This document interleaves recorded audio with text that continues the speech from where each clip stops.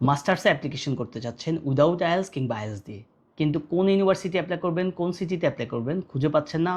এই জন্য এই ভিডিওটা পুরোপুরি আপনার দেখতে হবে। অনেক ইউনিভার্সিটি রয়েছে যেগুলো হচ্ছে আপনার মাস্টার্সে এই ভিসা দিচ্ছে। সাউথ কোরিয়াতে মাস্টার্স করতে হলে আপনার কী কী করতে হবে, কোন কোন ডকুমেন্টস রেডি করতে হবে এবং কিভাবে আপনি প্রথম থেকে প্রিপারেশন শুরু করতে পারেন, এই ভিডিওতে আমি বিস্তারিত বলবো। প্রথমত হচ্ছে মাস্টার্সে আসলে কোন ইউনিভার্সিটিগুলো ই ভিসা দিচ্ছে।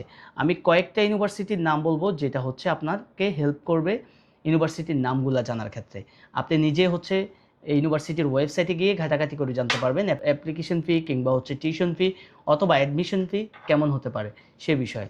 নর্মালি মাস্টার্সের ক্ষেত্রে টিউশন ফি আপনার যদি উইদাউট আইএলসের ক্ষেত্রে হয় তাহলে টিউশন ফি একটু বেশি থাকে, আপনার ৩-৪ লাখ টাকা বা ৫ লাখ টাকার মতো হতে পারে।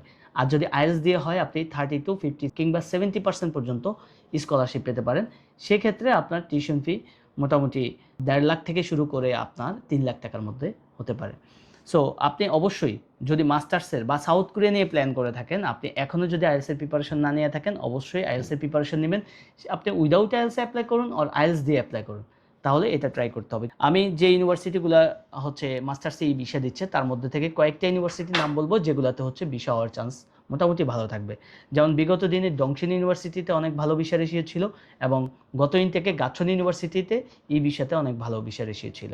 তার মধ্যে এবং বিএফএস ইউনিভার্সিটি আছে, কিয়াংস্যাং ইউনিভার্সিটি আছে, চোনবুক ন্যাশনাল ইউনিভার্সিটি আছে, ডঙ্গা ইউনিভার্সিটি আছে, ডংহি ইউনিভার্সিটি আছে, কাঙ্গুন ন্যাশনাল ইউনিভার্সিটি আছে, কনিয়াং আছে, সেজং আছে, আরও অনেক ইউনিভার্সিটি আছে, নামসেল আছে, আপনার উসং ইউনিভার্সিটি আছে, অ্যাসিস্ট ইউনিভার্সিটি আছে।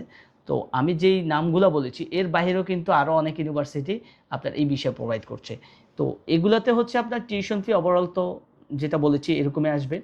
এখন আপনি প্রসেসটা কীভাবে করবেন, আপনি ডকুমেন্টসগুলো কীভাবে দেখবেন? আপনি যখন হচ্ছে প্রসেসটা শুরু করবেন, অ্যাপ্লিকেশন শুরু করবেন বা প্ল্যানিং করবেন, তখন প্রথমত চিন্তা করতে হবে আপনার স্পন্সর কে হবে। আপনি হন, আপনার স্পন্সর আপনার বাবা কিংবা মা হোক, যে কোনো একজনের আপনার ডকুমেন্টসগুলো প্রপারলি রেডি করবেন। যেমন ব্যাংক এবং হচ্ছে আপনার trade licence or tin certificate, tax certificate, এই ডকুমেন্টসগুলো। অথবা আপনি যদি জব দেখান তাহলে জব সার্টিফিকেট, স্যালারি স্লিপ অথবা স্যালারি স্টেটমেন্ট, যেগুলো আপনার ডকুমেন্টসগুলো এমনভাবে রেডি করতে হবে যাতে ইউনিভার্সিটি অ্যাকসেপ্ট করবে কিংবা আপনার ইমিগ্রেশন অ্যাকসেপ্ট করে। এমনভাবে রেডি করবেন না যেটা দেখলেই ফেক মনে হবে বা হচ্ছে আপনার বানানো ডকুমেন্টস মনে হবে। আর এই বিষয়ে যদি আপনার কোনো পরামর্শ লাগে বা আপনার জানার ইচ্ছা হয় যে আমার ডকুমেন্টসগুলো কীভাবে অ্যাকুরেট হবে বা আপনি কীভাবে এটা অথেন্টিক বোঝা যাবে, তাহলে আমাদেরকে মেসেজ দিতে পারেন। আমরা ইনশাল্লাহ পরামর্শ দেওয়ার সর্বোচ্চ চেষ্টা করব। আপনি কোন সিটিতে অ্যাপ্লিকেশন করলে আপনার জন্য সেটা বেটার হয়? মাস্টার্সের ক্ষেত্রে অনেক বেশি স্টুডেন্ট এই জিনিসটা জানতে চায়, কেননা হচ্ছে মাস্টার্সের স্টুডেন্ট ম্যাক্সিমাম হচ্ছে তাদের একটা লাইফ অলরেডি 27-28 বছর বা 30 বছরের কাছাকাছি বা তার বেশিও বয়স হয়ে থাকে। তো সেই ক্ষেত্রে তারা হচ্ছে চায় যে যেখানে গেলে একটু ভালো ফ্যাসিলিটি পাবে, ইনকাম পাবে, মোটামুটি নিজেও কিছু সেভিংস করতে পারবে। সো এই জন্য আমি সবসময় প্রায়োরিটি দেই যে আপনার ভিসা হওয়ার চান্সটা যাতে বেশি থাকে এরকম ইউনিভার্সিটি অ্যাপ্লাই করেন এবং পাশাপাশি আপনি টপিকটা শিখে ফেলেন, ল্যাঙ্গুয়েজ ভালোভাবে শিখেন, তারপর কিছু কাজ শিখে ফেলেন, ড্রাইভিং শিখতে পারেন, আপনার রান্নাবান্না শিখতে পারেন কিংবা আদার্স যে কোনো কিছু আপনার ভালো একটা স্কিল ডেভেলপ করেন, যেটা আপনার পরবর্তীতে সাউথ কোরিয়ার জার্নিকে সহজ করে দেবে।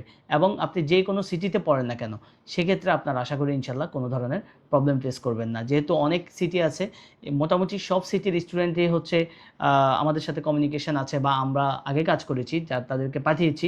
তো তাদের সাথে কমিউনিকেশন করে যেটা জানতে পারলাম সেটাই আপনাদেরকে হচ্ছে আপডেট দিয়েছি যে মোটামুটি আপনি যদি জানা থাকে, ভাষা জানা থাকে বিশেষ করে, তাহলে এই ক্ষেত্রে আপনার কোনো ধরনের প্রবলেম ফেস করবেন না।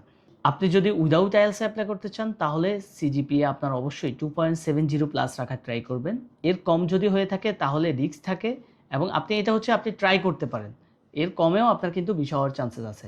আর যদি আইএলস দিয়ে হয় অবশ্যই আইএলস দিয়ে হলে আপনার 2.50 প্লাস হলে ইনশাল্লাহ আপনার সম্ভাবনা থাকবে এবং আপনার যত বেশি ভালো আপনার রেজাল্ট থাকবে তত তো সম্ভাবনা আপনার বাড়বে।